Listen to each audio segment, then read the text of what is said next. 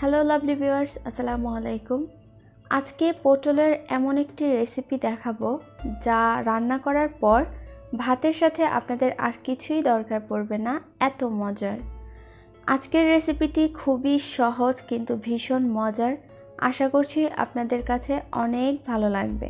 চলুন তাহলে রেসিপিটি দেখে নেওয়া যাক। প্রথমেই একটা হাঁড়িতে তেল দিয়ে দিচ্ছি 4 টেবিল চামচের মতো। তেলটা হালকা গরম হয়ে গেলে দিয়ে দিচ্ছি পটলটাকে আমি এইভাবে গোল গোল করে কেটে নিয়েছি। এখন এর মধ্যে পরিমাণ মতো লবণ এবং হাফ চা চামচ হলুদের গুঁড়া দিয়ে পটলগুলোকে একটু মিশিয়ে ভেজে নেব।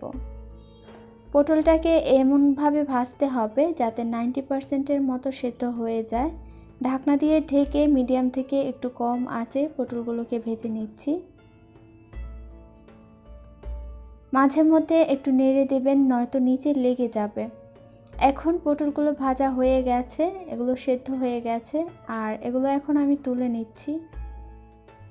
অবশিষ্ট তেলের মধ্যে দিয়ে দিচ্ছি হাফ চা চামচ আস্ত জিরা এবং একটা আস্ত শুকনো মরিচ। এগুলোকে হালকা কয়েক সেকেন্ডের জন্য ভেজে নেব। কয়েক সেকেন্ড ভাজা হয়ে গেলে দিয়ে দিচ্ছি 1 টেবিল চামচের মতো রসুন কুচি। একটু নেড়ে দিলাম যাতে পুড়ে না যায়। এখন দিয়ে দিচ্ছি 3টা মিডিয়াম সাইজের পেঁয়াজ কুচি আর দিয়ে দিচ্ছি কয়েকটা কাঁচামরিচ ফালি। কাঁচামরিচটা পরিমাণ মতো ব্যবহার করবেন। একটুখানি তেল দিয়ে দিচ্ছি, তেল 1 টেবিল চামচের মতো আরও ব্যবহার করেছি। এখন এর মধ্যে কিউব করে কেটে নেওয়া আলু দিয়ে দেব। আলুটাকে ছোট ছোট করে কিউব করে কেটে নিয়েছি পটলের সাইজ অনুযায়ী। এখন এই আলুর মধ্যে একটু পরিমাণ মতো লবণ দিয়ে দিলাম। 1/4 চামচের মতো ব্যবহার করলাম হলুদের গুঁড়া আর দিয়ে দিচ্ছি হাফ চা চামচ মরিচের গুঁড়া।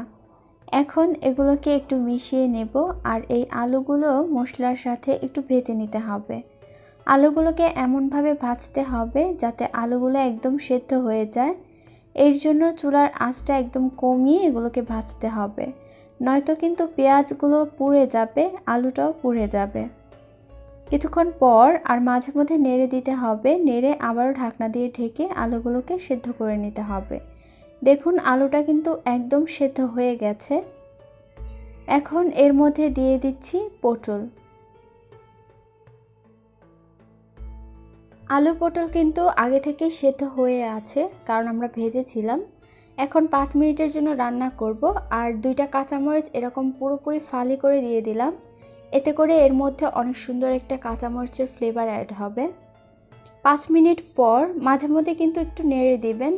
5 মিনিট পর যখন এগুলো আরেকটু ভাজা হয়ে যাবে তখন এগুলোকে নামিয়ে নেব। এখন একদম রেডি হয়ে গেছে এই রান্নাটা। এবার এটাকে সার্ভ করে নিচ্ছি।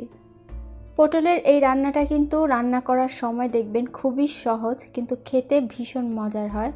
আশা করছি বাসায় একবার হলেও বানিয়ে দেখবেন আর অবশ্যই কমেন্ট বক্সে জানাবেন কেমন হলো। সবাই অনেক বেশি ভালো থাকবেন আর আমার চ্যানেলটিকে সাবস্ক্রাইব করার অনুরোধ রইল। আল্লাহ হাফেজ।